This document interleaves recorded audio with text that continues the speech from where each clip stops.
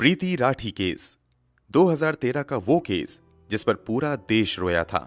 आपने अब तक हैवानियत की दर्जनों दास्तान सुनी होगी, लेकिन जो सच्ची कहानी आज आपको हम सुनाने जा रहे हैं उसे सुनकर आप भी सिहर जाएंगे, अपने आंसू नहीं रोक पाएंगे। 2013 में घटी इस घटना पर तब लगभग पूरा देश रोया था। इस केस की सुनवाई के दौरान मामले की पैरवी कर रहे वकील ने इस अपराध को महिला जाति के साथ की गई अब तक की सबसे बड़ी हैवानियत करार दिया था। वहीं इस केस की सुनवाई कर रही जज ने फैसला सुनाते समय ऐसी टिप्पणी की थी जिसे सुनकर हर किसी की आंखों में आंसू आ गए थे। आखिर यह घटना क्या थी और कहां घटी थी? इस केस की सुनवाई के दौरान जज ने क्या टिप्पणी की थी? इस केस में और क्या कुछ हुआ था? चलिए जानते हैं सब कुछ सिलसिलेवार तरीके से इस वीडियो में। तारीख थी 1 मई 2013। वैसे तो ये तारीख अधिकतर लोगों के लिए आम दिनों की ही तरह थी, मगर दिल्ली के नरेला में रहने वाली प्रीति राठी के लिए ये दिन बेहद खास था। आज पहली बार प्रीति दिल्ली के बाहर जा रही थी। पहली बार घर छोड़कर बाहर जाने की वजह से मन में थोड़ी घबराहट भी थी, लेकिन खुशी भी थी, क्योंकि प्रीति ने वो कारनामा किया था जिस पर उसके पूरे परिवार को नाज था। दरअसल 23 साल की प्रीति राठी ने दिल्ली से ही नर्सिंग की पढ़ाई की थी। पढ़ाई पूरी करने के बाद वो मिलिट्री हॉस्पिटल में नर्स बनना चाहती थी। इसके लिए उसने तैयारी भी शुरू कर दी थी। इसी दौरान इंडियन नेवी में नर्स की वैकेंसी निकली। प्रीति राठी ने भी इस जॉब के लिए अप्लाई किया और एग्जाम में शामिल हुई और सफल भी हुई। प्रीति नेवी में बतौर नर्सिंग ऑफिसर सिलेक्ट कर ली गई। अब सभी कागजी कार्रवाई पूरी हो चुकी थी और अब प्रीति को मुंबई के कोलाबा में स्थित नौसेना ऑफिस में रिपोर्ट करना था और उसे आईएनएस मुंबई में बतौर सेकंड लेफ्टिनेंट ड्यूटी ज्वाइन करनी थी। इसी वजह से प्रीति मुंबई जा रही थी।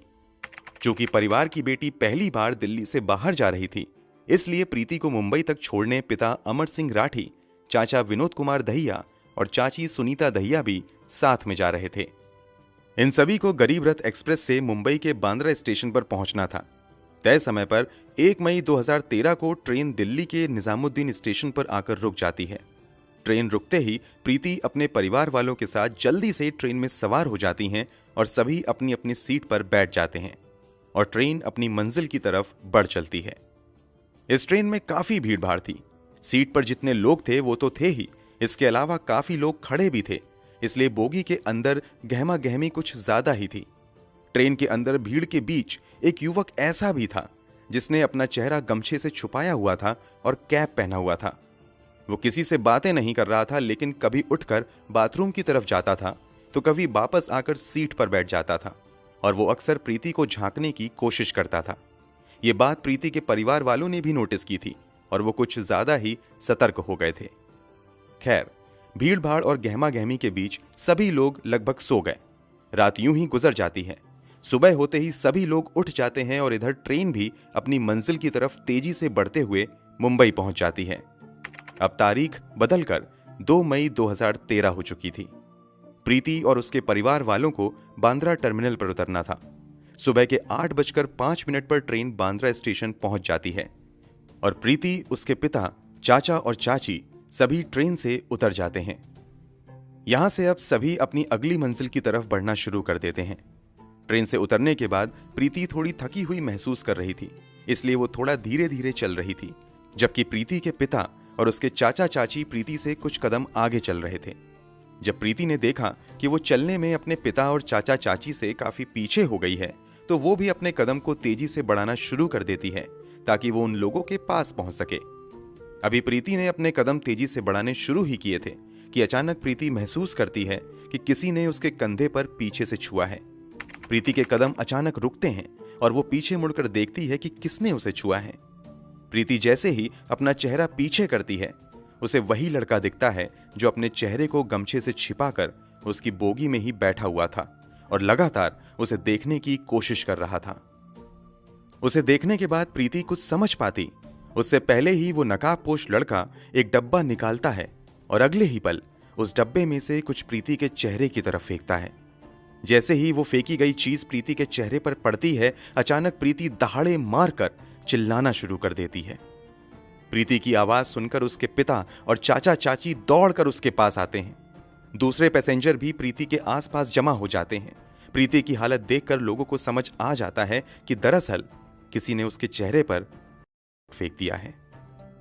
प्रीति के पिता और चाचा चाची जैसे ही प्रीति को संभालने की कोशिश करते हैं, एसिड के कुछ छींटे प्रीति के कपड़ों से उनके हाथों पर भी लगते हैं और उन लोगों के भी हाथों में जलन शुरू हो जाती है।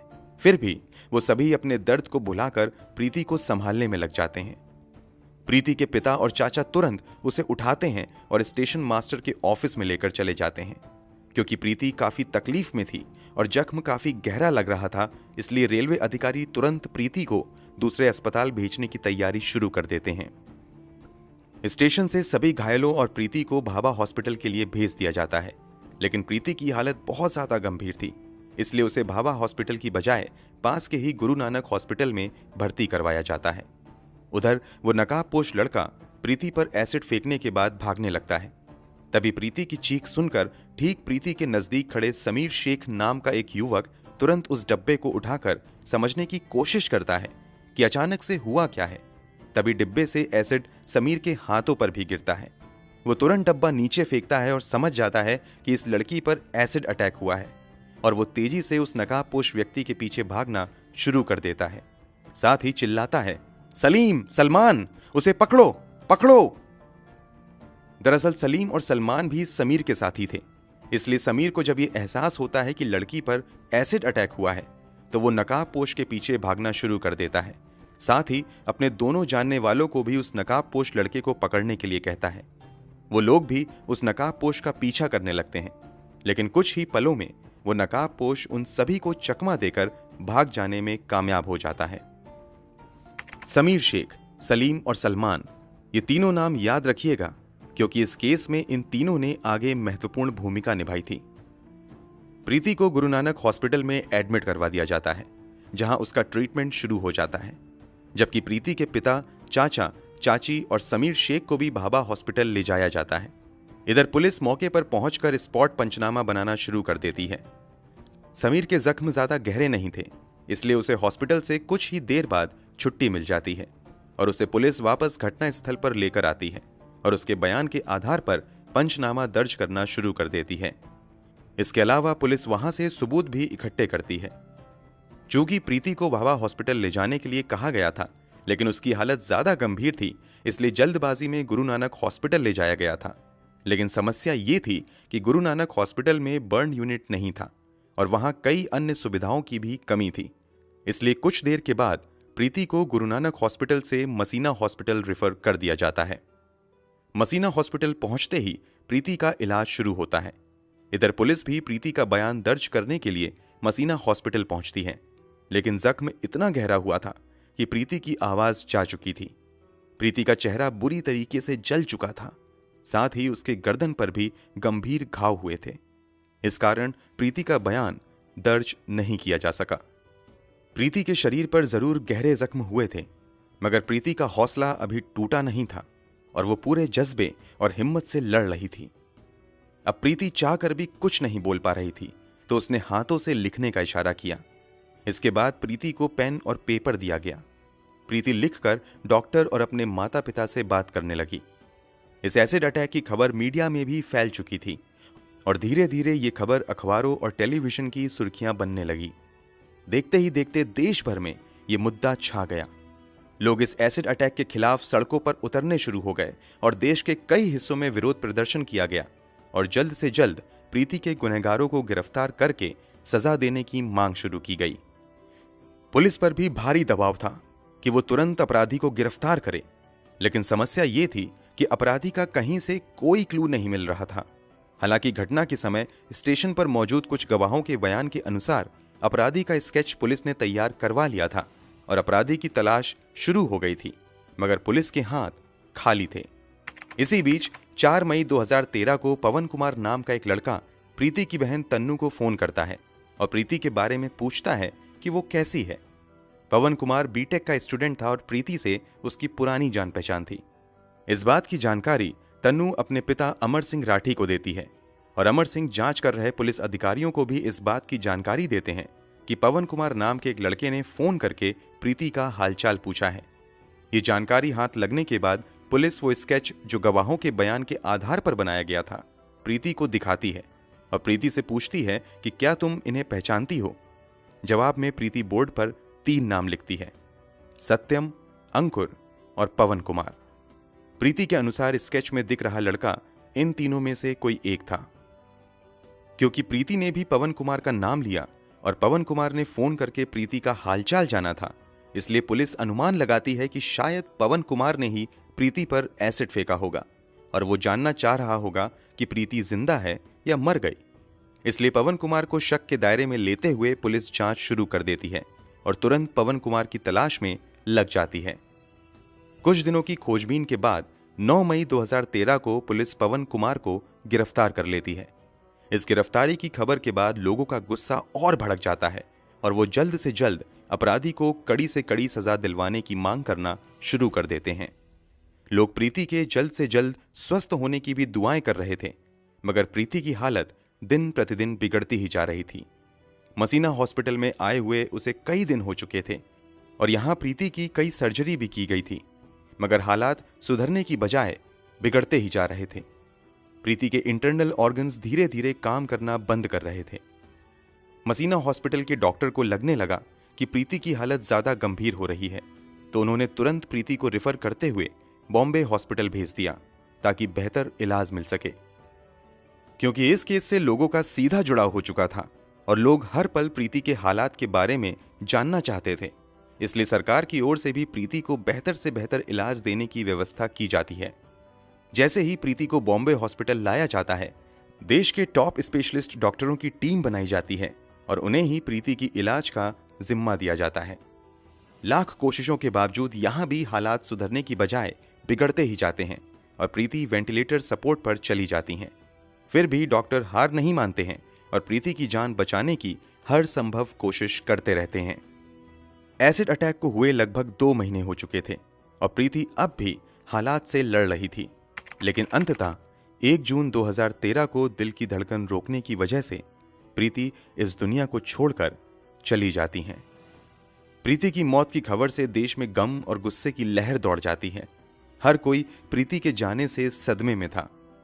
प्रीति की मौत के बाद पोस्टमार्टम किया जाता है और उसके शव को अंतिम संस्कार के लिए दिल्ली लाया जाता है, लेकिन प्रीति के घर वाले मामले की सीबीआई जांच की मांग करते हुए अंतिम संस्कार करने से मना कर देते हैं और प्रीति के शव के साथ ही एक प्रदर्शन रैली निकाली जाती है। अंत में सरकार की ओर से सीबीआई जांच का आश्वासन मिलने के बाद पूरे राजकीय सम्मान के साथ प्रीति का अंतिम संस्कार किया जाता है। प्रीति की मौत और अंतिम संस्कार के बाद हर किसी की एक ही मांग थी कि जल्द से जल्द प्रीति के कातिलों को कड़ी से कड़ी सजा दिलवाई जाए। पुलिस ने भी पवन कुमार नाम के एक लड़के को गिरफ्तार कर लिया था, लेकिन समस्या ये थी कि पवन कुमार के खिलाफ किसी भी तरह का सबूत नहीं मिल रहा था।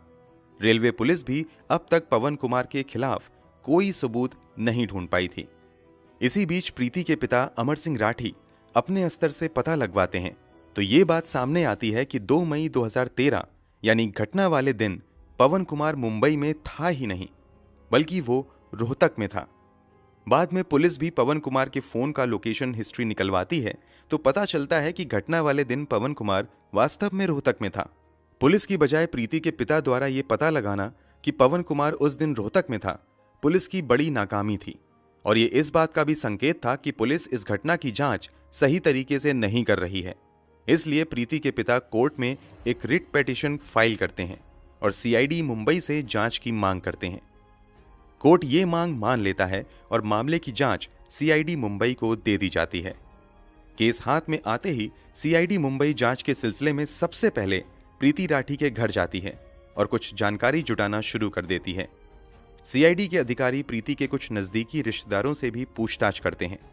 रिश्तेदारों से पूछताछ के दौरान एक रिश्तेदार पुलिस वालों को बताती है कि पड़ोस में ही रहने वाला अंकुर पवार नाम का एक लड़का प्रीति से एक तरफा प्यार करता था।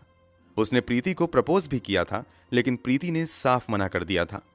इसके अलावा अंकुर पवार प्रीति से ही शादी करने की जिद कर रहा था, लेकिन प्रीति ने इस प्रस्ताव को भी ठुकरा दिया था। प्रीति के एक रिश्तेदार के मुताबिक इसी के बाद अंकुर ने प्रीति को अंजाम भुगतने की धमकी दी थी। पुलिस के लिए यह एक बड़ा क्लू था। पुलिस तुरंत अंकुर का पता लगाती है और उसे पूछताछ के लिए बुलाया जाता है। पुलिस अंकुर से पूछती है कि 1 मई 2013 को तुम कहां थे? इस पर अंकुर ठीक ढंग से जवाब नहीं दे पाता है और तुरंत अपने बयान बदलने लगता है।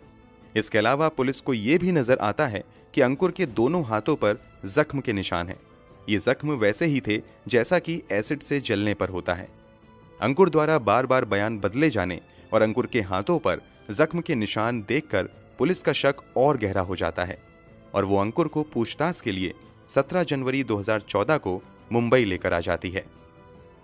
मुंबई लाकर उससे कुछ और पूछताछ की जाती है और कुछ ही समय की पूछताछ में ये साफ हो जाता है कि एसिड फेंकने वाला व्यक्ति कोई और नहीं बल्कि यही अंकुर पवार था। पुलिस तुरंत अंकुर को गिरफ्तार कर लेती है और उसके मेडिकल एग्जामिनेशन के लिए जेजे हॉस्पिटल भेज देती है।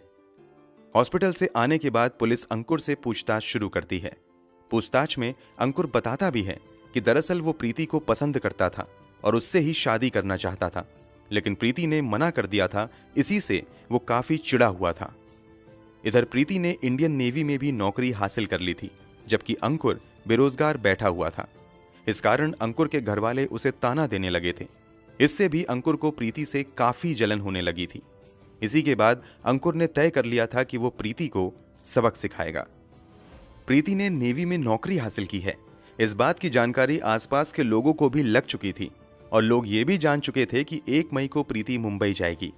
अंकुर को भी इस बात की जानकारी हो चुकी थी, इसीलिए वो ट्रेन में सवार हुआ था।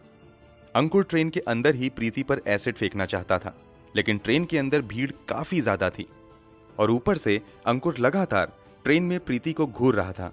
इस कारण उसके माता पिता कुछ ज्यादा ही सतर्क हो गए थे, इसलिए ट्रेन के अंदर अंकुर को प्रीति के ऊपर एसिड फेंकने का मौका ही नहीं मिल पाया।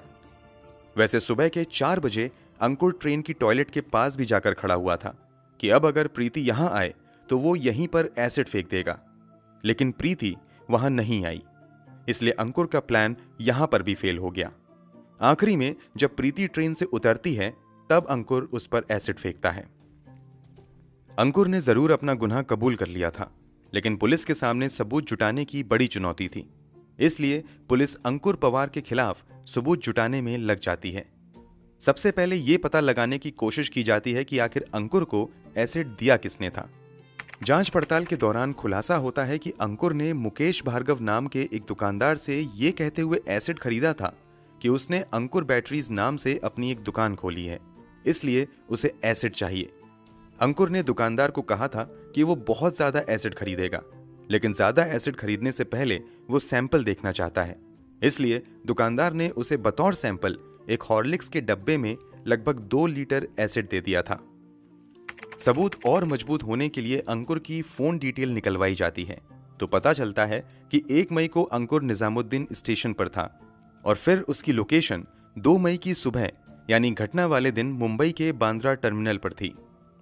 अब अंकुर की आइडेंटिटी कंफर्म करने के लिए पुलिस आई विटनेस के सामने आइडेंटिफिकेशन परेड करवाती है। आइडेंटिफिकेशन परेड के दौरान एक साथ कई लोगों को खड़ा किया जाता है, उसमें अंकुर भी शामिल होता है। उसके बाद उन लोगों को भी बुलाया जाता है जिन्होंने पहले गवाही दी थी कि हमने एसिड फेंकने वाले को देखा है।